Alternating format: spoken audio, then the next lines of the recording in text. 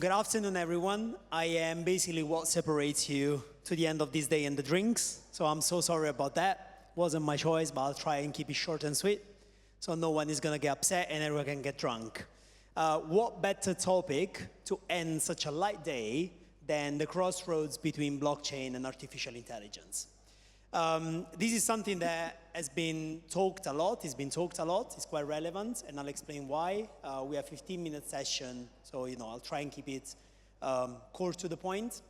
But a brief introduction about myself. My name is Andrea. I'm the founder and CEO of Impact Fundry. Impact Fundry represents a group of companies. We have Cognitive Academy, focus on education. We have Cognitive Strategy business operating across UK, continental Europe, and the Middle East.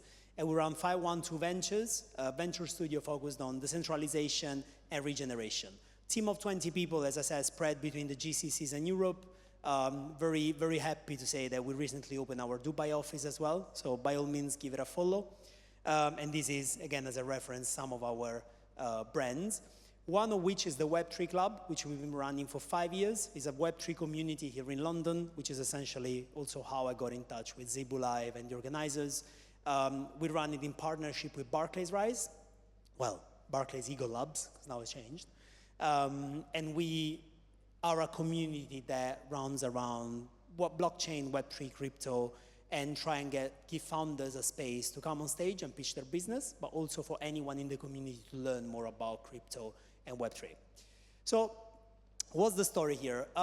If we think about data, right, and if we think about blockchain, and if we also think about artificial intelligence, we might think at the very beginning that they're separate topics, but they're really not. In fact, let's go back into artificial intelligence first.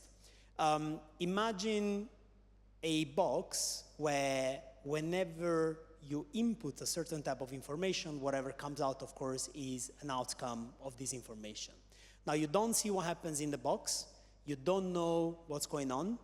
All you see is the final product. A little bit like when you go to the restaurant, right? You order a dish, this dish looks amazing, and then maybe you get food poisoning. How many times has happened to you? Well, the current state of artificial intelligence is very much similar to that. It's a space where we all use most famous tools such as ChatGPT, Gemini, Anthropic, you name it. But not many people have a clear understanding of what goes into the machine and why you get the information that you get. Especially a lot of times you actually get very wrong information and you don't know. Because truth is, most of us leverage artificial intelligence in a, I like to say, retail fashion from a retail perspective. So on the everyday life to complement and to enhance our produce every single day. Now, the problem with that is that because a lot of times it's used to enhance and amplify our knowledge, our performance, truth is we usually use it for things that we don't really maybe understand 100%. So if anything that is used to build this tool and this information that is given to you is not healthy, it's going to eventually give you a very bad outcome and you are going to look like a donkey every time that you present it. So how do we fix this? Well, first of all, and I always say this, would be very useful for everyone to understand how the GPT tool that you use actually work. So you will be aware of the challenges and the risks that you incur every single time that you use such a tool. And once you understand that, you will understand that the reasons why we have artificial intelligence today is because we were lucky enough to have big data before, which means we having data in first place. Now, the problem is that data is something that is available, but is also very messy. And if we look at it from a global perspective or from an enterprise perspective, the quality of data and the way data is processed, cleaned, used, leveraged, changes very much depending on the company that is using it, on the industry. And the truth is there is actually a massive lack of information in the market because a lot of data sets are very much incomplete. So imagine me coming on this stage, we preparing absolutely nothing or something, someone else actually prepared the presentation for me, and I know 20% of it. As I'm talking to you, probably at some point I'm gonna hit gaps. I don't know what I'm talking about, or I might just make up information. By the way, when I make up information, that's the equivalent of AI hallucination, which I'm sure you heard about, which comes from either the model becoming a bit confused, or the reality is coming much more from models that lack data. So essentially, when an AI model hits a point where it doesn't have enough information, it starts making things up. So when you think about AI hallucination, you actually can talk very much about data hallucination. And by the way, I know I'm not following the presentation, sorry. Will be sent to you afterwards, but just follow me, it's more interesting.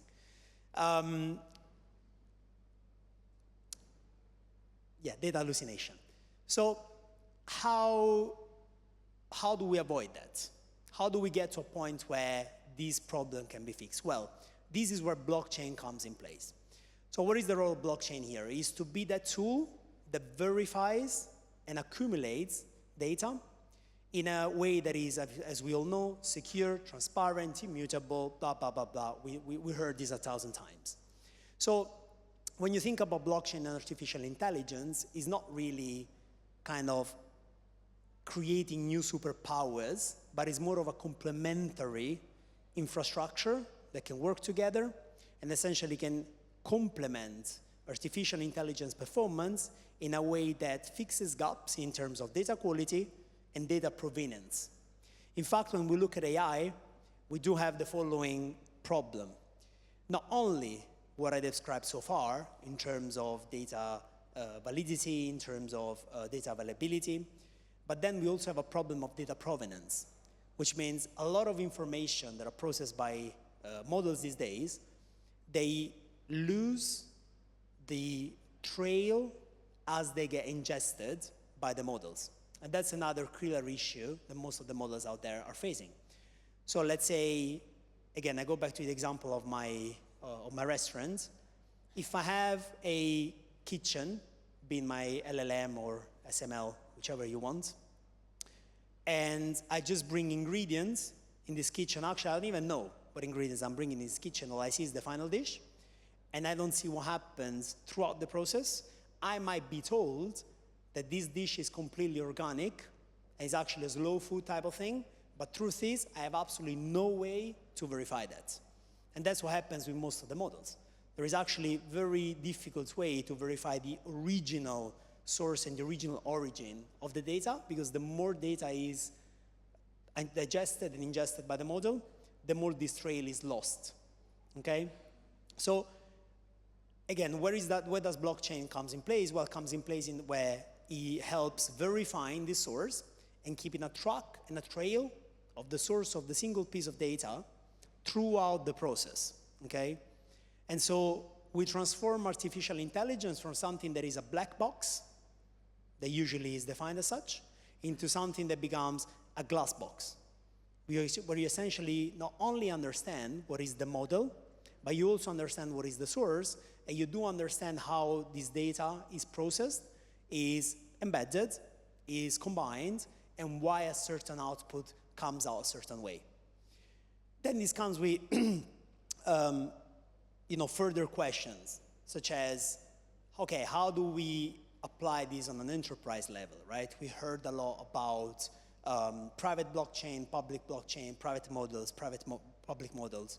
Well, this is where it gets interesting, because by combining these two tools, enterprises can have their own models, they can have their own solutions in premise, they can have their own algorithms, and they can have their own data sets. They don't have to share outside, and they can keep proprietary, and at the same time, they can leverage external tools to enhance the performance of their own models, for example, or vice versa. So the infrastructure goes from either open source or either in-premise into a hybrid model, for example, which can be powered by both technologies in a way that keeps them separated but interacting at the same time. And this is a problem that we faced even before blockchain and AI, really. If you think about the cloud situation, especially in banking, that has been a problem since, I think, before even 2015, probably, something like that, right?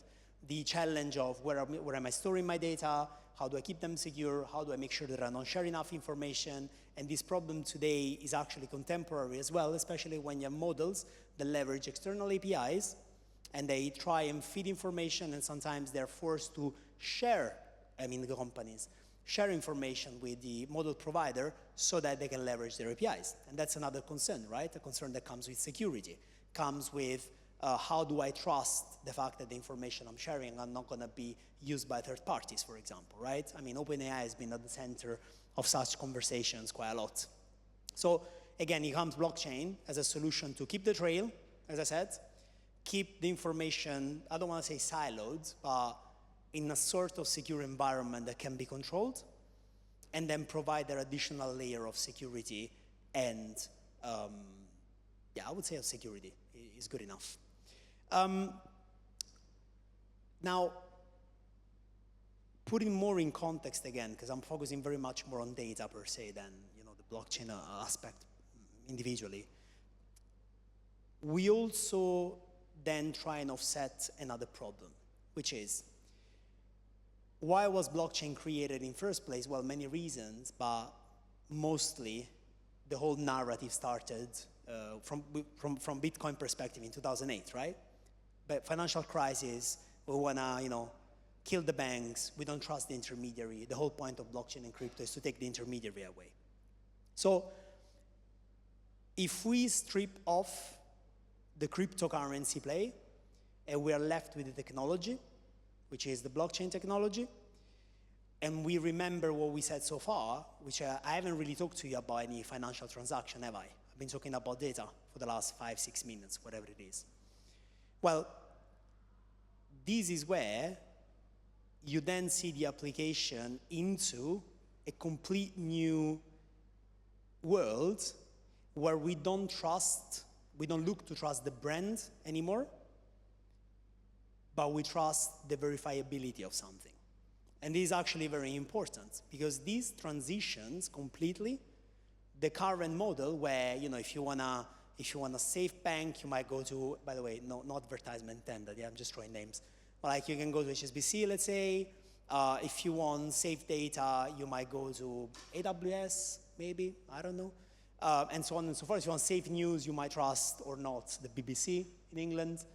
To then a model where it really isn't about the brand providing a certain type of information, but it becomes what is the system that has been used and infrastructure that has been used so that this information is verifiable and the what is something that you can trust.